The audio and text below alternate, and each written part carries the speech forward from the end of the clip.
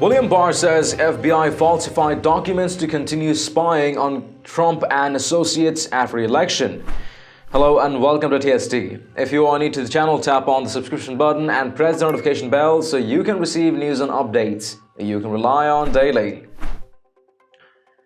Attorney General William Barr says the FBI falsified documents to continue its surveillance of President Donald Trump and his associates after winning the 2016 election, revealing a detail not found in the Inspector General's review of the Bureau's Crossfire Hurricane operation in a Tuesday interview with NBC News reporter Pete Williams.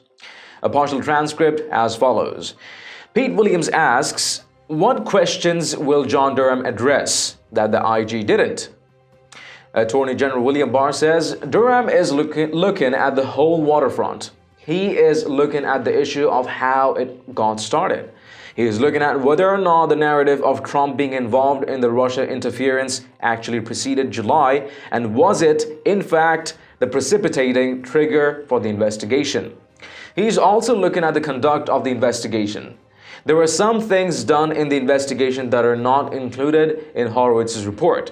He is looking at those things. But also, a few weeks ago, I told him that he should spend just as much attention on the post-election period. I did that because of some of the stuff that Horowitz has uncovered, which to me, inexplicable.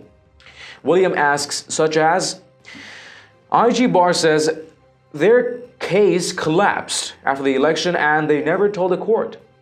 They kept on getting renewals on these applications. There were documents falsified in order to get these renewals. There were all kinds of withholding of information from the court. The question really is, what was the agenda after the election? They kept on pressing ahead after the case collapsed. This is the President of the United States. Watch both of them proceed on the topic. What questions will John Durham address that the IG didn't? Well, Durham is looking at the whole waterfront. He is looking at the issue of how it got started.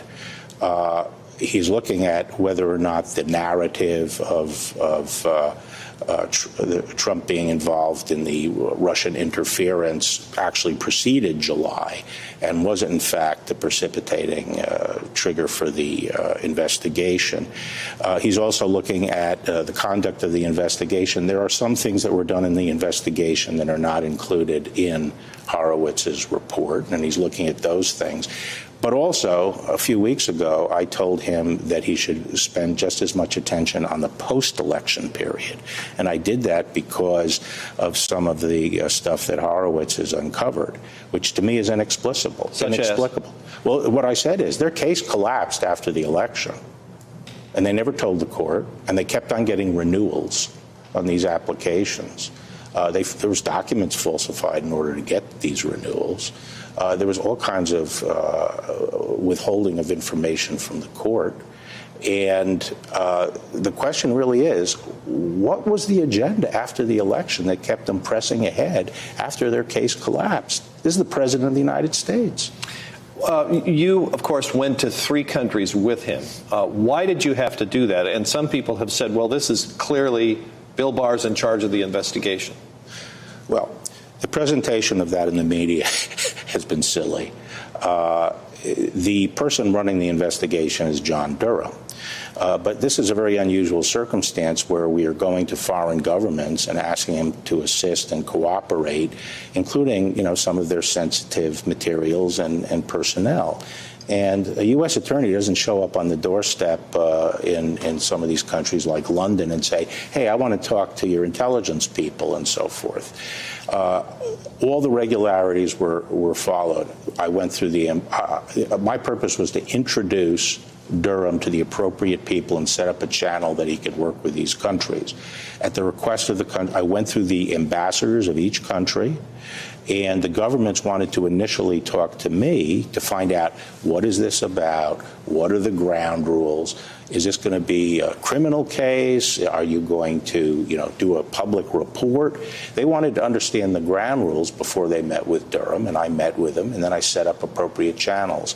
This was perfectly appropriate. Speaking of whether something is appropriate or not, was it appropriate for John Durham to issue his statement yesterday, given that he's a U.S. attorney with a grand jury and his investigation isn't done yet?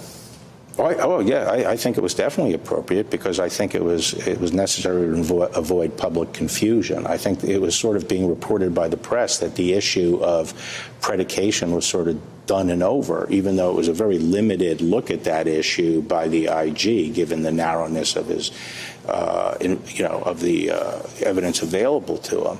And I think it was important for people to understand that Durham's work was not being preempted.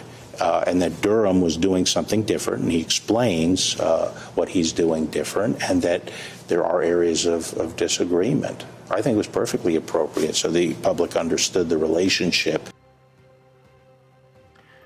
Let us know your thoughts in the comments down below. And haven't you checked out the official TST store yet? It has a variety of Patriot-themed t-shirts, sweatshirts, mugs, phone covers, and a ton more. Make sure to check it out and maybe help us out by picking some products for yourself or your loved ones. It does make a huge difference to what we're doing. Link in the description below. And if you've liked this report, please let us know by tapping that like button down below, and do not forget to subscribe to our channel. Stay tuned for more news and updates on TST. I'm David Ravine, and I'll see you in the next one. Take care.